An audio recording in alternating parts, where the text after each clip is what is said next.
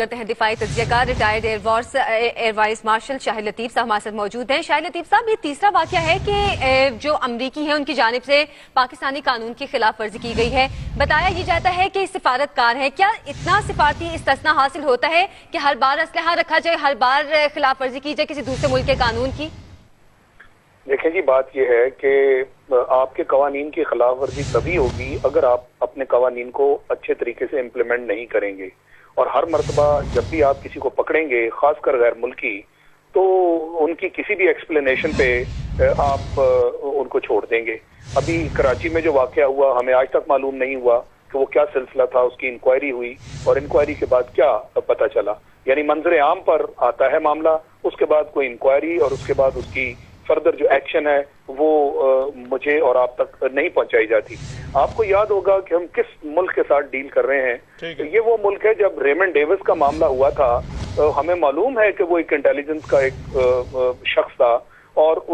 President جو امریکہ کا ہے اوباما، انہوں نے ٹی وی پہ آگے کہہ دیا کہ یہ تو سفارتکار ہے، تاکہ ان کو استثناء دلوا دیا جائے۔ تو یہ جھوٹ اور سچ بولنے سے پریزیڈینشل لیول پہ بھی وہاں گریز نہیں کیا جاتا۔ شاہد لطیف صاحب، ایک اور نقطہ جس پر آپ کی رائے چاہتے ہیں وہ یہ کہ عام طور پر ہوائی جہاز کے ذریعے جو سفر کیا جاتا ہے، اس طرح سے کوئی اسلحہ کیری اپنے ساتھ کر سکتا ہے؟ ہم نے ایئر مارشلز کو دیکھیں، وہ کرتے ہیں، مگر کوئی مسافر ہو اور وہ اسلحہ لے کر جا رہا ہو اس طرح سے جہاز پر،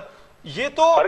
کھلم کھلا خلاف ورزی نہیں ہے جی۔ یہ بالکل کسی بھی قانون کی خلاف ورزی ہے۔ ذرا امریکہ میں آپ جائیے، ایئرپورٹ پہ اتریے اور پھر دیکھیے کہ کیسے کیسے آپ کے چیکس ہوتے ہیں، اور وہاں سے آپ چلتے ہیں تو یہ بھی دیکھیے کہ کس طرح آپ کے کپڑے تک جو ہے ان کی چھان بین کی جاتی ہے، پیروں سے آپ کے بوٹ اتروا لیے جاتے ہیں، ساکس اتروا لی جاتی ہیں، بیلٹیں اتروا لی جاتی ہیں۔ یعنی وہ ایک سما ایسا ہوتا ہے کہ دیکھنے سے تعلق رکھتا ہے۔ تو جو خود جو یہ اس طرح کی باتیں کر رہے ہیں کہ جی ہم اسلحہ لے جانے کی اجازت تھی تو جہاز پہ جانے کی، یا کہ بھول کے لے گیا، یہ سب بہانے بازیاں ہیں۔ جب تک آپ اپنے قوانین کو صحیح طریقے سے امپلیمنٹ نہیں کریں گے، سب پہ ان کا برابر اطلاق نہیں ہوگا، اس طرح کے تماشے اس ملک میں چلتے رہیں گے۔ یہ ہماری اپنی کمزوریاں ہیں، اور